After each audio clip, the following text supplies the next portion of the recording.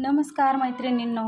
मागच्या व्हिडिओमध्ये मी तुम्हाला ब्लाऊज पीस दाखवला होता नवरीचा घागऱ्यावरचा, तो हाच. आता आज शिवून झालेला आहे.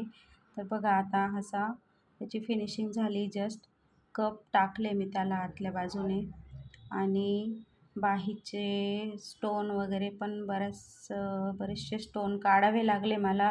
फिटिंगला पण खूप स्टोन येत होते आणि त्याला मागचे हुक आहे बघा, हे अशा प्रकारे मागचे हुक केलेले आहे आणि हे बघा असे सुंदर असे लटकन मी त्याला लावलेले आहे आणि त्यामुळे त्याचा